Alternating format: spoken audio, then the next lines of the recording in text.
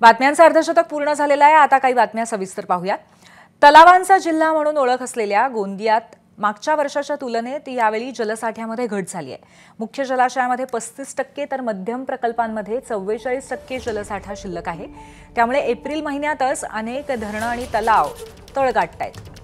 गोंदियातील या संपूर्ण परिस्थितीचा आढावा घेतलाय आमच्या प्रतिनिधींनी। तलावांचा जिल्हा म्हणून गोंदिया जिल्ह्याची संपूर्ण महाराष्ट्रामध्ये ओळख आहे। गोंदिया जिल्ह्यामध्ये एकूण 1700च्या वर मालगुजारी तलाव असून 4 मोठी धरणं आणि 9 मध्यम प्रकल्प आहेत।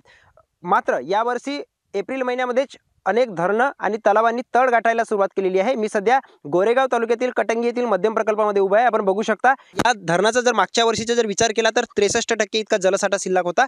मात्र यावर्षी यामध्ये केवळ 34% जलसाठा शिल्लक राहिलेला आहे। म्हणजे मागच्या वर्षीच्या तुलनेमध्ये 3% घट झालेली आहे। तर इतर जे मध्यम प्रकल्प आहेत बोदलकस्सा, चोरखामारा, चुलबंद, खैरबंदा, मानागड, रेंगेपार, संग्रामपूर, कटंगी आणि कल्पात्री या 9 मध्यम प्रकल्पामध्ये मागच्या वर्षी 55% इतका जलसाठा शिल्लक राहिलेला होता। मात्र यावर्षीचा जर विचार केला तर केवळ 44% इतकाच जलसाठा शिल्लक राहिलेला आहे। तर जो महत्त्वाचा धापेवाडा बॅरेज जो आहे, वैनगंगा नदीवर जो बांधण्यात आलेला धापेवाडा बॅरेज आहे, या धापेवाडा बॅरेजमध्ये मागच्या वर्षी 69.80% पाणीसाठा शिल्लक होता। मात्र जर यावर्षीचा जर विचार केला तर 30.49% जलसाठा शिल्लक राहिलेला आहे।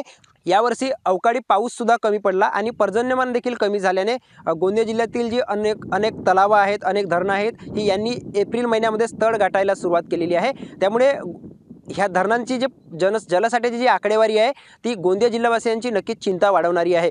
त्यामुळे यावर्षी गोंदिया जिल्ह्यात पाणी टंचाई निर्माण होण्याची शक्यता देखील नाकारता येत नाही। देवेंद्र रहांगडाले, एबीपी माझा, गोंदिया।